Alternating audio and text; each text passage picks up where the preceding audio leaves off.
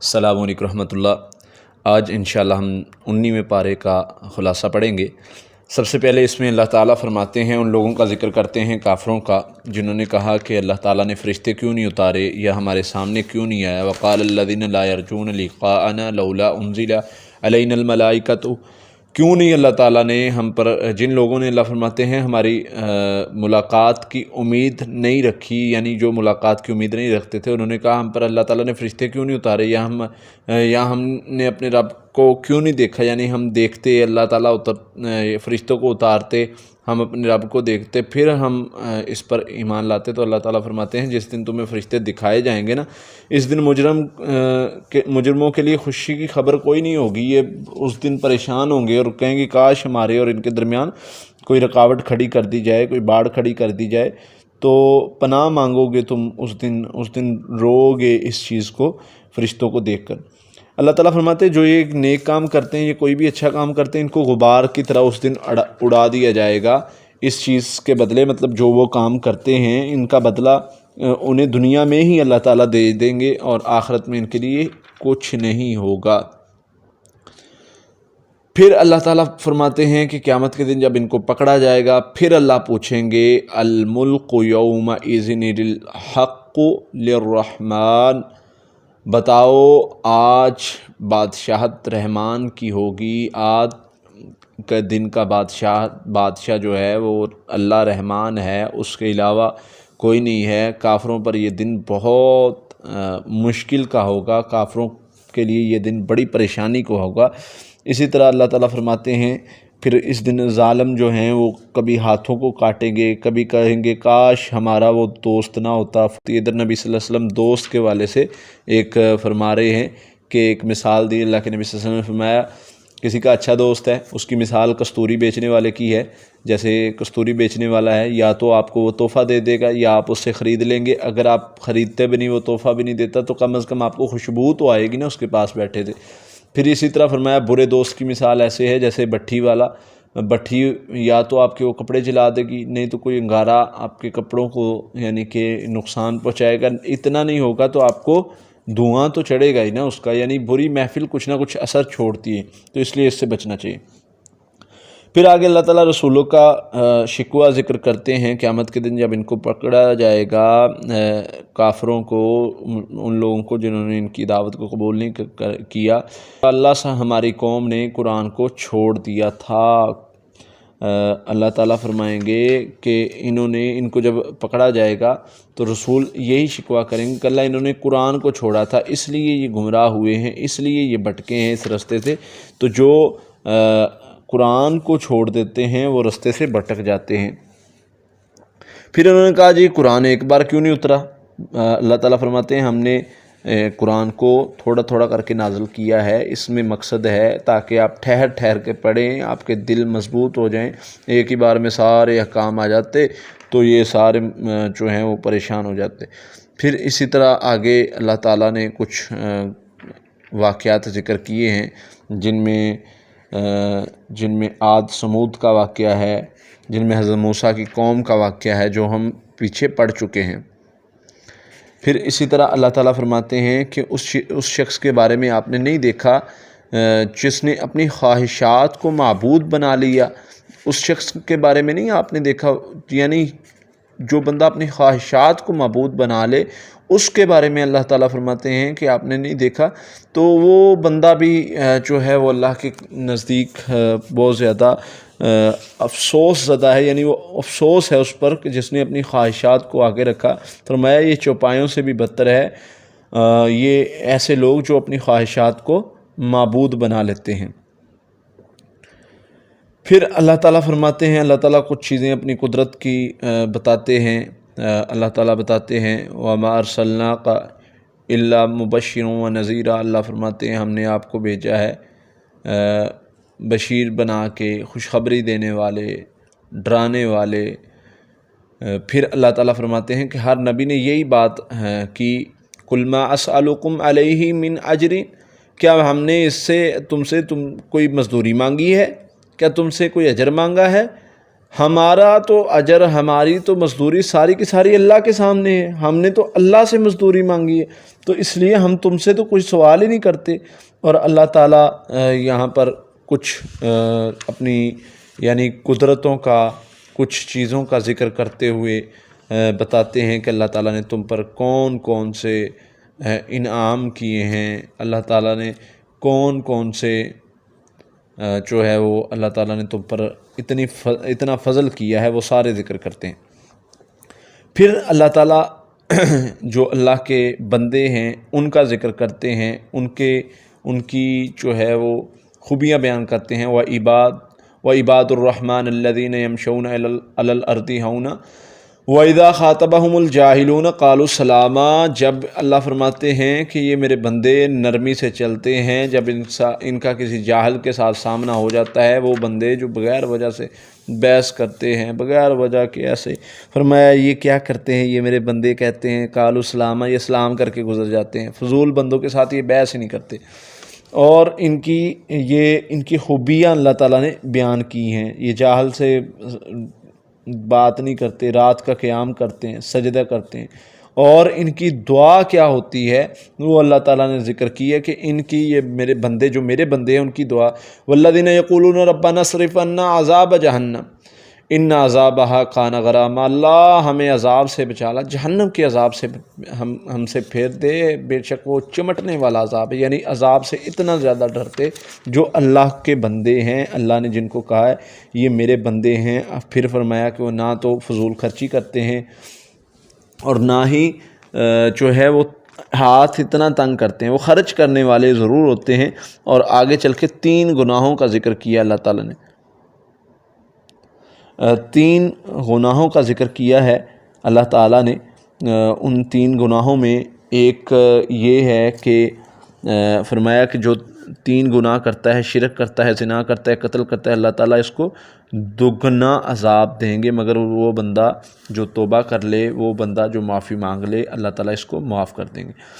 اللہ کے بندوں کی ایک اور دعا اللہ فرماتے ہیں والذین یقولون ربنا هب لنا من ازواجنا وذریاتنا قرۃ اعین وجعلنا للمتقین اماما، ایک دعا وہ یہ بھی کرتے ہیں کہ اللہ ہماری بیویوں میں سے، ہماری اولادوں میں سے ان کو آنکھوں کی ٹھنڈک بنا، پرہیزگاروں کا امام بنا، یعنی اولاد کے لیے، گھر والوں کے لیے دعا، اچھی دعا کرنا یہ بہت ضروری ہے، اور ان کے لیے دنیا کی آخرت کی بھلائی مانگنا یہ بہت ضروری ہے، اس سے ان کے لیے بھی خیر ہے اور آپ کے لیے بھی خیر ہے۔ پھر اللہ تعالیٰ جو ہے وہ اسی طرح آگے سورت شروع ہو رہی ہے، اس میں اللہ تعالیٰ سب سے پہلے ذکر کرتے ہیں سورۃ شعراء، اس میں ذکر کرتے ہیں اللہ تعالیٰ کتاب کا جو ہے وہ تعارف کروا کے، پھر اس کے بعد اللہ تعالیٰ ذکر کرتا ہے لعلک باخع نفسک الا یکون مؤمن، اللہ فرماتے ہیں کہ کیا آپ اپنی جان کو ہلاک کر لیں گے اگر یہ مومن نہیں ہوئے۔ دوسری جگہ ہم پیچھے پڑھ کے آئے ہیں، وہ میری آیت ذہن میں آ رہی تھی لعلک باخع نفسک علی آثارہم، اگر یہ ایمان نہ لائے تو کیا آپ جو ہے وہ ان کو آپ اپنے آپ کو ہلاک کر لیں گے، یعنی اپنے آپ کو مشقت میں ڈال لیں گے۔ تو اس طرح اللہ تعالیٰ نے ان لوگوں کا ذکر کیا، آپ کو حوصلہ دیا نبی صلی اللہ علیہ وسلم کو۔ پھر اللہ تعالیٰ فرماتے ہیں کہ اللہ اگر چاہتا تو نشانیاں اتار سکتا تھا، لیکن یہ اللہ کی یہ نشانیاں نہیں دیکھتے، اللہ تعالیٰ نے کتنے انعامات جو ہیں وہ اتارے ہیں، کتنی جو ہیں چیزیں پیدا کی ہیں، کھانے والی، پینے والی، اتنی مہربانیاں جو ہے اللہ تعالیٰ نے کی ہیں، تو یہ ان چیزوں کو نہیں دیکھتے۔ پھر اللہ تعالیٰ حضرت موسیٰ علیہ السلام کا واقعہ ذکر کرتے ہیں کہ اللہ تعالیٰ نے کہا حضرت موسیٰ علیہ السلام کو کہ جاؤ فرعون کے پاس، اس کو دعوت دو۔ تو حضرت موسیٰ علیہ السلام نے کہا کہ اللہ میں ڈرتا ہوں وہ مجھے جھٹلا دے گا، میری بات نہیں مانے گا، پھر میری زبان کی سمجھ نہیں آئے گی، میری زبان میں تھوڑی لکنت ہے۔ اللہ نے فرمایا کہ تم اپنے بھائی ہارون کو ساتھ لے جاؤ، اور اسی طرح پھر انہوں نے کہا کہ میں اس چیز سے بھی ڈرتا ہوں کہ میرے سے ایک گناہ بھی ہوا ہے، میں نے ان کا قتل بھی کیا ہے۔ اب حضرت موسیٰ علیہ السلام اللہ کے حکم سے چلے گئے اس کے پاس، اس کو جا کے دعوت دی۔ اس نے پہلے شکوہ کیا کہ موسیٰ تم بڑے نشکرے ہو، تم نے جو ہے وہ ہماری یعنی کہ اتنی عمر ہم میں گزاری ہے، ہمارے گھر میں گزاری ہے، تو تم نے شکرے ہو، تم نے ہماری جو ہے وہ یعنی ہم نے تمہیں اتنی دیکھ بھال کی۔ یعنی اللہ تعالیٰ نے جب حضرت موسیٰ علیہ السلام کو فرعون کے گھر میں پناہ دی تھی تو ہم نے تمہارا اتنا خیال رکھا ہے، تو پھر اس کے بعد تم نے ہمارا گناہ بھی کیا، یعنی قتل بھی کیا تم نے ہمارے۔ پھر بھی حضرت موسیٰ علیہ السلام نے فرمایا ہاں میرے سے غلطی ہوئی تھی اور میں اس ڈر سے ہی یہاں سے بھاگ کر گیا تھا۔ تو پھر حضرت موسیٰ علیہ السلام نے اس کو دعوت دی کہ اللہ کی طرف لوٹا اور بنی اسرائیل کو میرے ساتھ بھیج دے۔ تو فرعون نے کہا کہ تمہارا رب العالمین کون ہے؟ حضرت موسیٰ علیہ السلام نے تعارف کروایا کہ میرا رب ہے جو آسمان و زمینوں کا ہے، جو اس کے درمیان سب کچھ اسی کا، اس کا جو رب ہے وہی میرا رب ہے، جو تمہارے باپ دادا کا رب ہے۔ تو اس نے کہا کہ یہ جو ہے وہ کیسا یعنی کہ پیغمبر آ گیا ہے، نعوذ باللہ، برے الفاظ حضرت موسیٰ علیہ السلام کو کہنے شروع کر دیے۔ پھر اس نے جو ہے وہ کہا کہ اس نے آواز لگائی لوگوں کو کہ یہ جو ہے وہ اگر جادوگروں کو اکٹھا کرنے کا واقعہ جو اس نے شروع کر دیا، مطلب جادوگروں کو بلاؤ، یہ ایک جادوگر ہے۔ اور اس نے حضرت موسیٰ علیہ السلام کو بھی دھمکی دی کہ اگر آپ نے یہ دعوت کو نہ چھوڑا، اگر مجھے نہ معبود مانا تو میں آپ کو قید کر دوں گا۔ یہ دھمکیاں سننے کے باوجود حضرت موسیٰ کھڑے رہے اور دعوت دیتے رہے۔ اس نے پھر جادوگروں کو بلایا اور سارا واقعہ جو پیچھے ہم پڑھ چکے ہیں کہ جادوگروں کے ساتھ مقابلہ ہوا، پھر اس کے بعد وہ مسلمان ہوئے، یعنی وہ مومنوں میں سے ہو گئے، اللہ کے تابع داروں میں سے ہو گئے۔ پھر اسی طرح آگے معاملات چلتے گئے، وہ ہم پیچھے 2-3 مرتبہ پڑھ چکے ہیں۔ پھر آگے شروع ہوتا ہے حضرت ابراہیم علیہ السلام کا واقعہ۔ حضرت ابراہیم علیہ السلام نے اپنے باپ کو، اپنی قوم کو دعوت دی۔ انہوں نے کہا کہ اے میری قوم، تم کن کی عبادت کرتے ہو؟ کیا وہ تمہاری بات کو سنتے ہیں؟ کیا وہ تمہاری بات کو سمجھتے ہیں؟ انہوں نے کہا ہم ان کی عبادت اس لیے کرتے ہیں کہ ہمارے باپ دادا اس کی عبادت کرتے تھے۔ کہا تم کیوں اس کی عبادت کرتے ہو؟ جو تمہارے باپ دادا بھی غلط کرتے تھے تم بھی غلط کیے جا رہے ہو۔ میں تمہیں اللہ کی طرف دعوت دیتا ہوں۔ میرا اللہ جس نے مجھے پیدا کیا، میرا اللہ جو مجھے کھلاتا ہے، جب میں بیمار ہوتا ہوں تو مجھے شفا دیتا ہے، اور جب مطلب مجھے کھلاتا ہے پلاتا ہے، اور جب مجھے امید ہے کہ میرا اللہ مجھے بخش بھی دے گا، قیامت کے دن کے بارے میں امید رکھتا ہوں۔ تو اللہ تعالیٰ کا تعارف ان لوگوں کو کروایا، لیکن انہوں نے حضرت ابراہیم علیہ السلام کی بات کو نہیں مانا، ٹھکرایا اور دھمکیاں دی، اور سارا واقعہ وہ پیچھے ہم پڑھ چکے ہیں کہ حضرت ابراہیم علیہ السلام کو پھر آگ میں ڈالنے کا سارا منصوبہ، دھمکیاں دیں، کہا ہم تمہیں وطن سے نکال دیں گے، سنسار کر دیں گے۔ پھر حضرت ابراہیم علیہ السلام کا وہ سارا واقعہ کہ انہوں نے جو ہے وہ ان کے بتوں کو توڑا اور پھر اس کے بعد آگ میں ڈالے گئے، یہ ہم پچھلے پارے میں پڑھ چکے ہیں سارا۔ تو پھر اللہ تعالیٰ نے بچا لیا۔ پھر آگے اللہ تعالیٰ ذکر کرتے ہیں کچھ ان لوگوں کے بارے میں کہ قیامت کے دن اللہ تعالیٰ فرماتے ہیں، ہاں ادھر ایک چیز رہ گئی کہ قیامت کے دن حضرت ابراہیم علیہ السلام کے والد کو اللہ تعالیٰ جو ہے وہ سامنے لائیں گے، تو حضرت ابراہیم کہیں گے کہ اللہ تیرا وعدہ تھا کہ تو میرے باپ کو یا مجھے رسوا نہیں کرے گا۔ تو میرا باپ جو ہے وہ میرے سامنے سب لوگ دیکھیں گے کہ اس کا باپ ہے اور وہ اس کو عذاب ہو رہا ہے۔ تو فرمایا اللہ تعالیٰ اس کی صورت بدل دیں گے، اس کے باپ کی کسی موذی جانور کی صورت بنا کے اس کو عذاب دیں گے۔ پھر اللہ تعالیٰ فرماتے ہیں کہ قلب سلیم کے بارے میں فرمایا اس دن کوئی کامیاب نہیں ہوگا، کوئی مال جو ہے کوئی اولاد فائدے نہیں دے گی، لیکن جو قلب سلیم لے کر آیا، جس کے پاس ایسا دل ہوا جو سلامتی والا ہے، جس میں بغض کینہ نہیں ہے، وہ کامیاب ہے۔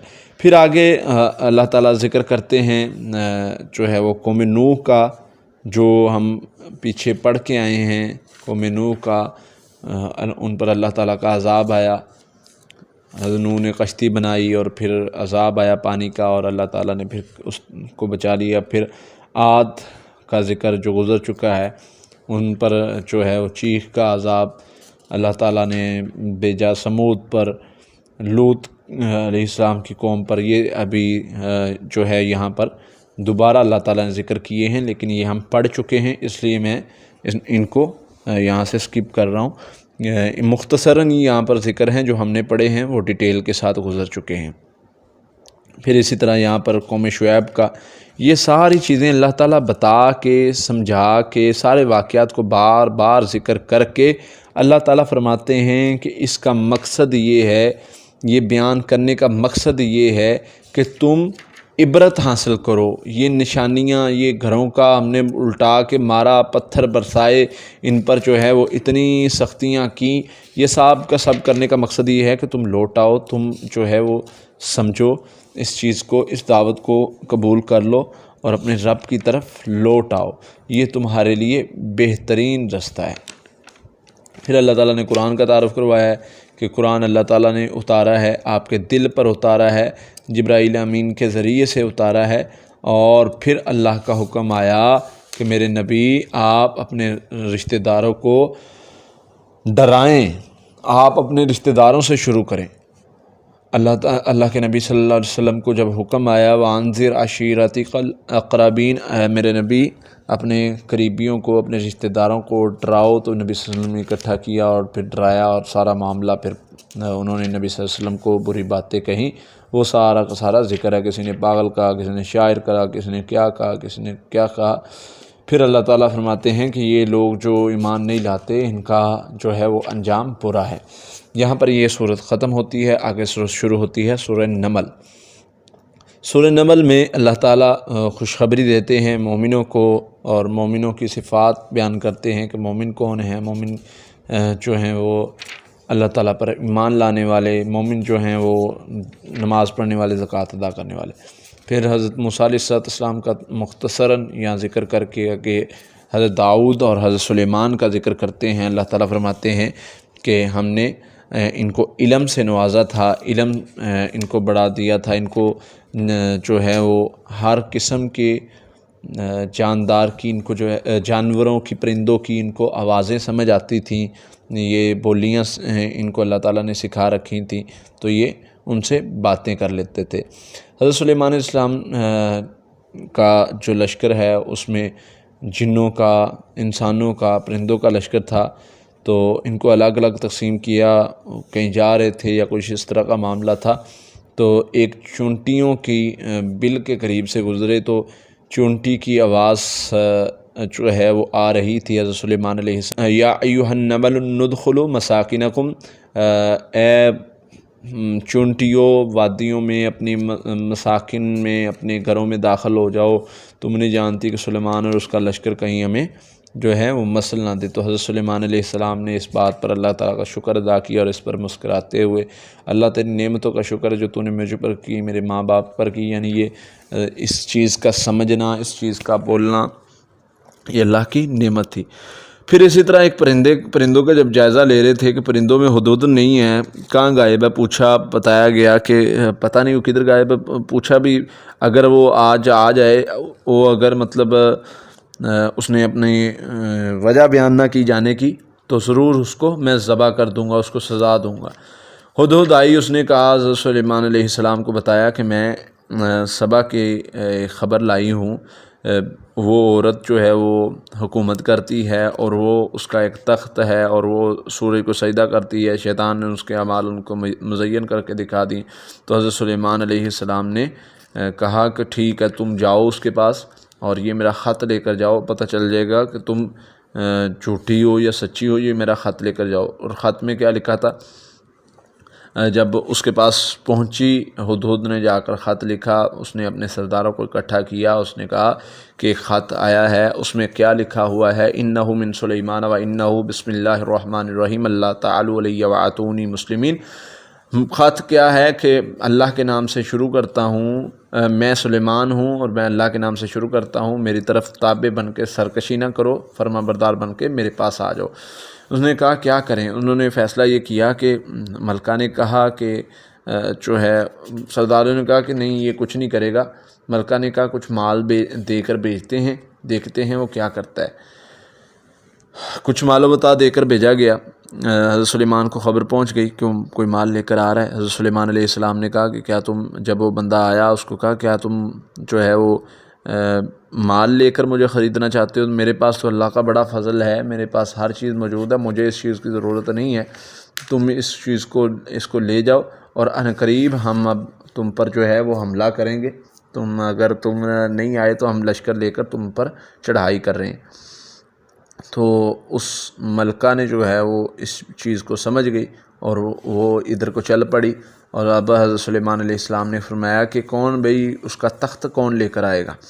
تو اللہ فرماتے ہیں یہاں پر ایک بیٹھا ہوا تھا افریقہ، اس نے کہا کہ آپ کے ہلنے کے مطلب آپ کے یہاں سے اٹھنے کی، یعنی کہ مجلس ختم کرنے سے پہلے میں یہ لے آؤں گا، مجھے جانتے ہیں کہ میں ذرا قوی ہوں، میں ذرا طاقتور ہوں، میرے پاس بڑی طاقت ہے۔ تو حضرت سلیمان علیہ السلام نے فرمایا اس سے بھی جلدی چاہیے۔ تو اللہ فرماتے ہیں ادھر بیٹھا ہوا تھا جس کو ہم نے کتاب کا علم دیا تھا، اس نے کہا آپ ادھر دیکھ کے ادھر دیکھیں، یعنی پلک جھپکیں، ادھر دیکھ کے ادھر دیکھیں گے تو تخت آیا پڑا ہوگا، اور تخت آ گیا واقعتاً۔ اس نے کہا ھذا من فضل ربی، قال ھذا من فضل ربی، یہ میرے اللہ کا فضل ہے، اس نے مجھے آزمایا ہے تو میں اس کا شکر ادا کرتا ہوں۔ یعنی کوئی بھی اگر ہم سے کوئی کام ہوتا ہے تو وہ اللہ کے فضل کی وجہ سے ہے، ورنہ ہم کچھ نہیں ہے، اللہ آزماتے ہمیں۔ اس کے تخت کو لا کر تھوڑا سا بدل دیا گیا، پوچھا بھی، جب وہ آئی ملکہ اس کو جب دکھایا گیا تخت کے بیٹھو، اس کو کہا کہ یہ تمہارا ہی تخت ہے؟ کہتی تقریباً ملتا جلتا ہی ہے، وہی تخت ہے۔ پھر جو ہے وہ اس کو یعنی کہ ایک اللہ تعالیٰ نے حضرت سلیمان علیہ السلام کو طاقت دی تھی، حضرت سلیمان علیہ السلام نے پانی پر جو ہے وہ شیشے کی طرح اس کو جو ہے وہ بچھا دیا، ایسے محسوس ہوتا تھا جیسے پانی پر تخت پڑا ہوا ہے۔ تو یہ چیز دیکھ کر وہ بڑی حیران ہوئی۔ تو یہاں پر جو ہے وہ حضرت سلیمان علیہ السلام کی اس پر اور رعب اور دبدبہ بن گیا۔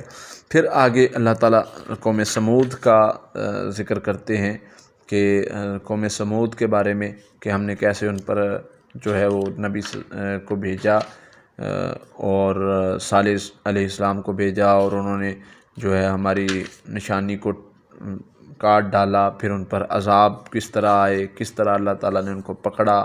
تو اس لیے یہ ہم پیچھے پڑھ چکے ہیں، تفصیل سے واقعہ پڑھ چکے ہیں۔ تو جو کوئی بھی اس طرح کے اعمال کرے گا اللہ فرماتے ہیں ہم پکڑیں گے۔ تو اللہ سے دعا ہے اللہ تعالیٰ ہمیں محفوظ رکھے۔ تو یہاں پر یہ پارہ ختم ہوتا ہے، انشاءاللہ کل ہم 20واں پارہ پڑھیں گے۔ السلام علیکم۔